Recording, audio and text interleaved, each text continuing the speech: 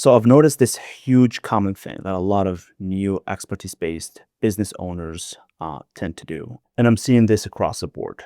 This is about coaches, consultants, and it really does not matter what the offer is. They all initially try to or fall within this mistake.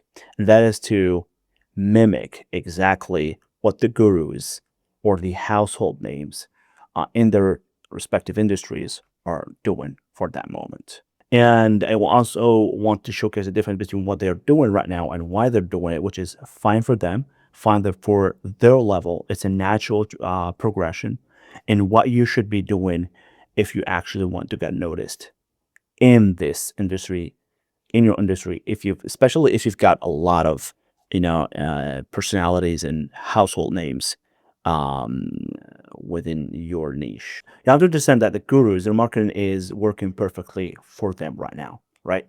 Not here to knock it down. They've gathered massive social proof, right?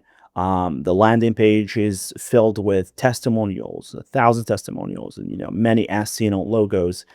And because they have so much evidence at this level that they're good, they don't actually have to be very specific anymore with their marketing and also with their messaging. It's their reputation that's doing the heavy lifting for them, right? And they can afford to market their offers and product in a certain way that you at your level right now cannot afford to do, right? So what they tend to do is use this broad type of marketing.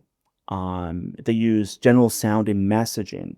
And well, because they are the big name, they're basically saying you have to trust us because everyone does, right? So that's why they keep growing, they keep making more revenue because, you know, people trust them because a lot of other people trust them too, right? And which is the thing that's going to be happening to you if you succeed with your business, of course. But you have to understand, you have to pay really close attention to this part because this is what creates a massive opening for you that you can really take advantage of, right? So because these gurus are talking to everyone, their messaging has to be kind of diluted, right? It has to be um, generic sounding, right? They have a massive audience. They have thousands of clients.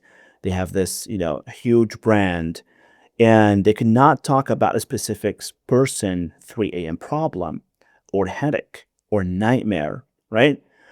They have to be general. And that leaves you with a huge opportunity, which I call a relevancy gap, right? So you can really step right into this. You can actually override years of their social proof in about 5 minutes, right? And you can do that by simply being more relevant to a very specific person or audience or niche within your industry they can actually do right now, right? So one thing about social proof is that I think it is important, right? I'm not here to kind of, minimize the importance or the impact of social proof on an offer, on a landing page, or generally in marketing, right? Social proof proves that you're not just making things up in your garage and you're actually, you are who you say you are, right? Because a lot of people kind of are saying the same thing about you, and that you have a repeatable process that can be also repeated with these prospects, right? If they see other people having the same results, they think they can also have the same results. But what you have to understand about social proof is that it is often just a crutch, right? It is what people ask for when they don't feel comfortable. Think about it. The only reason a person or a prospect demands or thinks they need to see more social proof about your service is because they don't actually feel like you understand their specific problem or their unique situation, right? Let me give you an example from the real world. Let's say you're dealing with this very specific sharp pain in your shoulder, and it's not just sore. It's this hot pinch that happens every time you reach for something at a higher shelf, right? So you wanna get a checkup. So first thing you do is look for a approval pace, right? Something that has good reputation. So you go to this hospital, lots of awards on the wall, fancy lobby, great doctors, and then you get checked by a doctor, and what he does is just giving you a general thing or pamphlet about joint health, and then says you're fine, just take some supplements. But it is not fine with you. I mean, you're not convinced with this, right? It's something that is pretty much ruined your life at this point. But your fear is because this professional didn't really take you seriously. So what you do is you look for another solution, right? You go to a different type of institution or place. So what you do is you go down the street, you see this, kind of normal looking um, office or a doctor's place, no fancy awards on the wall, no fancy lobby, just someone, that says doctor, right? So what you do is you go in there, and as soon as you start speaking, or as soon as you start describing what you feel, they say, "I bet it feels like a hot needle right behind the bone," right? And it only happens when your elbow passes your ear, and it probably feels a little numb when you wake up in the morning, doesn't it? So in that right moment, do you really care about the other hospitals' big awards and names and fancy doctors or fancy place? Of course not, right? Do you will you kind of ask this new doctor or the other doctor about his maybe like Google reviews or something like that? You will not do that because you already established and decided that this person is the expert because he described your problem better than you could do it yourself, right? You automatically credit him with having the solution because he clearly gets your unique situation.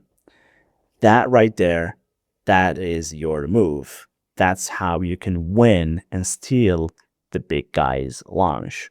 So while the big guys and the big names are busy being impressive and showing off their fan club, you can be the one person who gets your prospects. You can be the one person on the planet who actually puts words into the feelings your prospects hasn't even told their spouse yet, right?